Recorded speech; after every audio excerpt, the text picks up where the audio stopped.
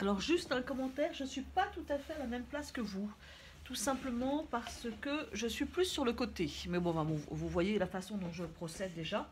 J'ai mis ma planche sur mes genoux, j'ai mis une chaise derrière, voilà, et puis j'ai mon modèle devant moi, un petit peu plus sur le côté. Voilà, pour que j'ai mis la caméra un peu plus sur le côté. Donc c'est pas exactement la vue que vous avez vous, mais c'est pas grave parce que vous pouvez voir le procédé. Bon, donc je vous ai expliqué voilà comment on fait une esquisse pour voir si ça rentre dans la page. Ce que je vais faire maintenant, c'est que cette esquisse, je vais alléger mes lignes de construction pour choisir des lignes de force. Vous voyez, je passe un chiffon tout simplement dessus, mais j'appuie pas trop fort, hein, les lignes essentielles restent, donc je vais pouvoir affiner un petit peu tout ça.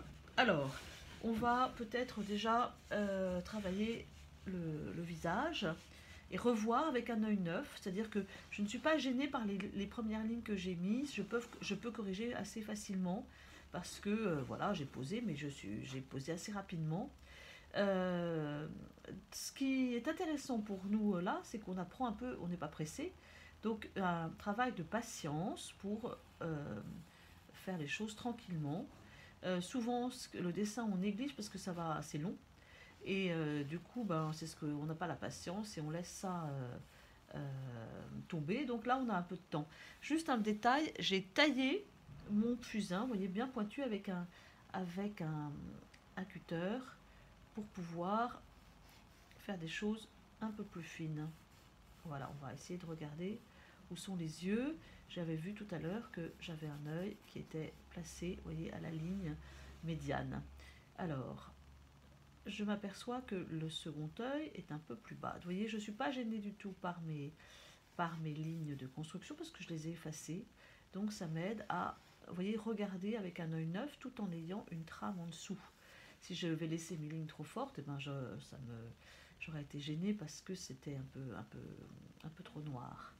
Voilà, je vais regarder le front qui est en deux temps. Un front, elle est pas mal penchée vers l'avant. Un front ici. Et là, ça s'arrondit un peu plus. Le nez est en fait plus long que ce que j'ai mis, donc je vais pouvoir en profiter. Vous voyez, je vois là le différentiel entre ce que j'ai mis et mon œil à nouveau qui va un peu plus dans les détails. Elle a un nez assez busqué. Assez busqué. La bouche, je vois pas grand chose, elle est juste sous le nez, je vois pratiquement pas le doigt de l'ange. Je regarde où est la commission des lèvres par rapport à l'œil. Voilà, j'essaye de repérer où passe l'air, la lèvre inférieure. Alors dans les yeux, elle a un air très doux que je n'arrive pas pour l'instant à faire. Donc pour l'instant, je vais laisser, quand j'arrive pas à faire, je laisse tomber. Et puis je vais travailler ailleurs. Je reviens vers le nez. Hop. Elle a un bout du nez un peu plus arrondi ici. Et alors là, je vais effacer. Je ne suis pas très sûre de moi. Je vais effacer. Alors, qu'est-ce qui lui donne cet œil méchant? J'en ai trop dit pour l'instant, donc j'efface. Ici, elle a un tout petit peu de joue. Tout doucement, on ne voit pas assez dans l'ombre. La lumière vient de la gauche. Le menton.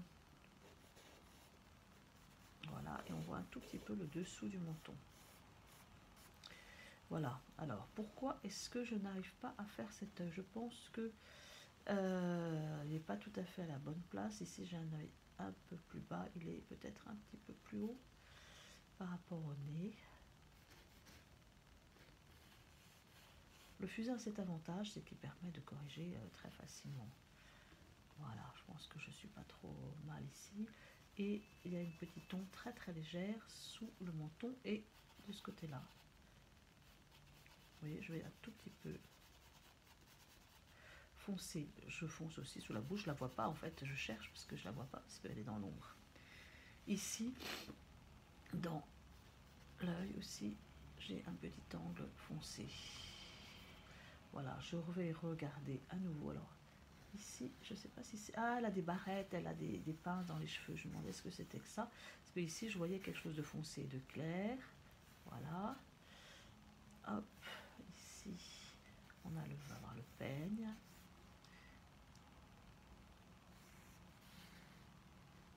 Et ici, c'est beaucoup plus arrondi. Voilà.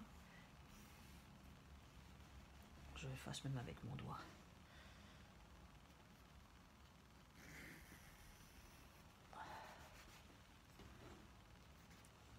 Alors, ensuite le cou. Plus petit, peut-être. Ici, je ne vois pas très bien parce qu'il y a aussi, j'ai une zone sombre. Vous voyez, on va commencer à mettre les ombres et les lumières. Donc c'est une sculpture, donc il y a une épaisseur de la pierre. Je vais regarder la distance. Ah, je viens de m'apercevoir en regardant avec un peu plus d'acuité qu'en fait elle a un sourcil très haut. Voilà, c'est ça qui peut-être qui me manquait pour donner l'air plus doux. En fait, le sourcil est important. Du coup, une fois que j'ai mis le sourcil, on va pouvoir mettre un peu plus la tête. Alors la tête, tout à l'heure, je cherchais, elle a une tête un peu plus un crâne un peu plus en obus.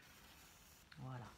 Ici, sur la boucle d'oreille qui est importante, on va, alors elle a aussi un bijou ici, qui est une sorte de palme, et on va mettre la boucle d'oreille. Je regarde la distance qui existe entre le bord de l'œil et la boucle d'oreille, ça a l'air d'être pas mal, mais sur la boucle d'oreille, je vais avoir une épaisseur de la sculpture. La boucle d'oreille est assez ronde, c'est pas tout à fait une ellipse, c'est pas une ellipse, c'est un rond, enfin, c'est quelque chose d'assez... Et en fait, de ce côté-là, j'ai une ombre, en tout cas, surtout ici, puisque la lumière vient d'en haut à gauche.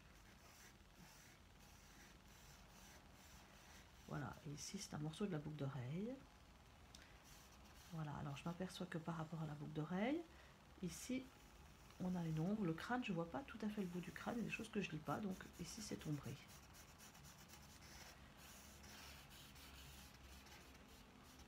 Vous voyez, je reprends tranquillement. Alors j'ai pris avec moi aussi une craie claire. On mettra des rehauts tout à l'heure blancs, mais pour l'instant je continue ma construction tranquillement. En fait, quand je rentre dedans, souvent on dit que c'est rébarbatif parce que c'est long et on a peur de ne pas avoir le temps, mais quand on rentre dedans, ça devient un jeu et ça vaut le coup de, puisqu'on est confiné et qu'on a du temps, eh bien profitons-en pour faire les choses tranquillement, observer avec attention. C'est un très très bon exercice pour exercer son œil à devenir plus précis. Alors, à partir de cette boucle d'oreille, ici, je vais avoir le collier. Ici, il y a un angle, voilà le collier qui va définir le cou et les épaules.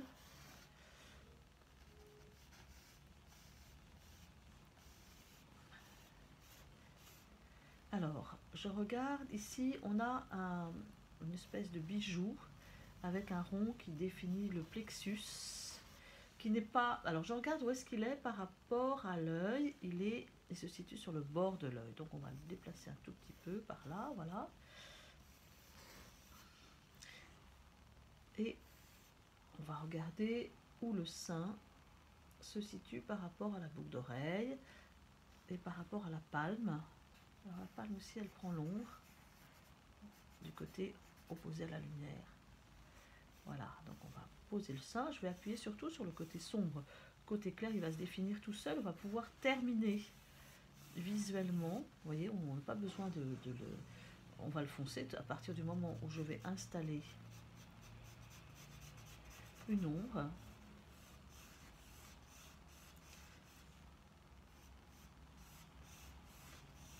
On n'a pas besoin de faire la lumière, ça se fait automatiquement. On n'a pas besoin de le cerner, disons. Vous voyez, hop, cette espèce de yin-yang, cette espèce de courbe va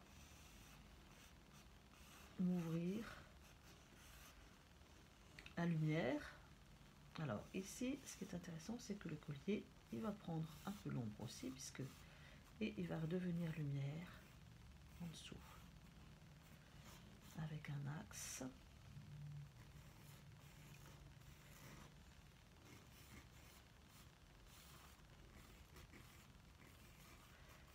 Qui va pas être complètement droit, puisque en fait le sein va l'écraser un petit peu. Voilà.